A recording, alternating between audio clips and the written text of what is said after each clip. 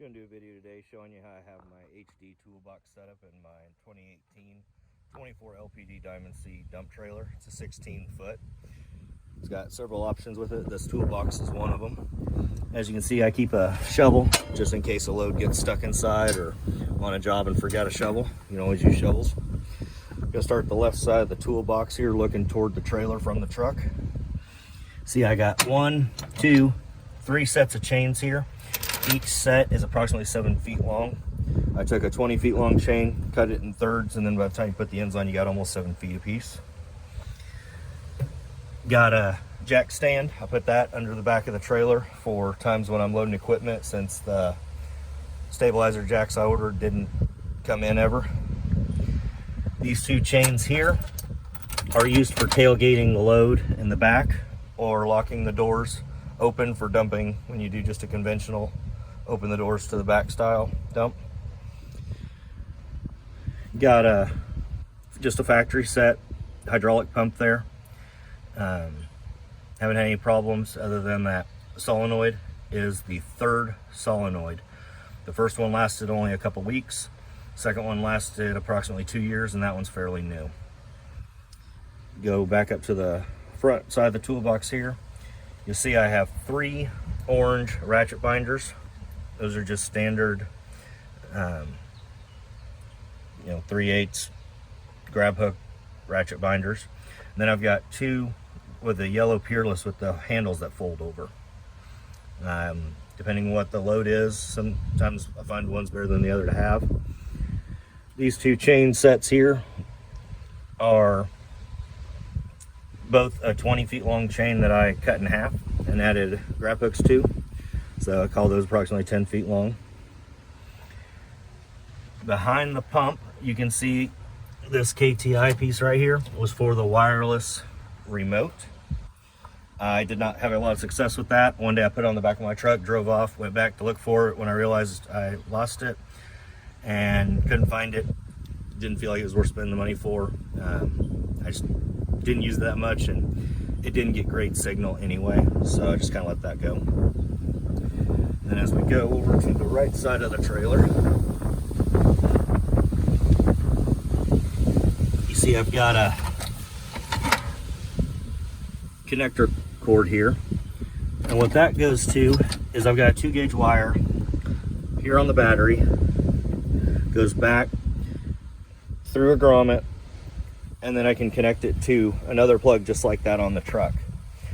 That goes up to another one of these 200 amp breakers that makes it live. That severs the connection. And what I can do with that is, my truck is a gas engine and I have a high idle on it. So if I do need to charge the battery, say I'm running a short distance where I'm doing a lot of loads in a short amount of time, these batteries are really only good for 3 to 5 loads at capacity. So I can get 7, 8, 10, 15 even without having any trouble, because if that battery gets depleted, it starts pulling off the truck battery, which is then refilled by the alternator. So when they're just sitting or I'm not using them, I leave both breakers disconnected, so that way if there is a problem, I don't have hot electrical going between the 2. The front, these little wires are also run under the same thing, and they go to this solar panel. It's just a cheap Sunapex 7.5 watt solar panel. It actually does really well. Good for trickle charging, not good for charging when the battery's depleted, but I have the factory 120 volt 5 amp charger that I can plug into the house if I need to, or I can plug it into my truck with that 2-gauge wire. This yellow cord is for the tarp. It's got an eyelet there on the tarp. That way you can pull it back when you have a load in by yourself. Got a pair of leather gloves, just never know when those are handy. This is the handle right here for the tarp. Put it on right here, goes through the hole, and you can do your tarp forward and backwards. The other thing I've got is a spare grade 70 3/8 grab hook. And then you can see there's 1, 2 lynch pins. There's a few things on this trailer that use lynch pins. I've noticed they have a tendency to break, so I just put a couple extras there. Everything else is pretty much standard. This does add quite a bit of weight. I have weighed it both ways, and I will put that weight increase in the comments if I can figure out where I put those numbers. I believe it's between 200 and 300 pounds of chains and binders and shovel that I keep in here. But for equipment moving, there's really no other way.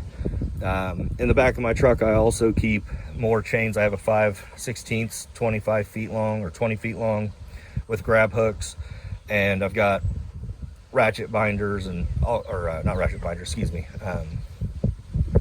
ratchet straps of different sizes and lengths in the truck. You know, just kind of try to keep this stuff in the trailer because it takes up so much space, and this keeps it accessible where I can get to it easily. So if you have any questions, comments, feel free to put them in. I try to monitor them. And I do have a 3-year review coming up on this trailer. It's just waiting for a nice day to actually go do it. And overall, it's been a great trailer. Do have a couple little issues that I'm going to point out, but today just wanted to show up the toolbox here and how I have it set up. So, and it does lock, which is nice. So I don't have to worry as much about stuff getting stolen. Have a great day.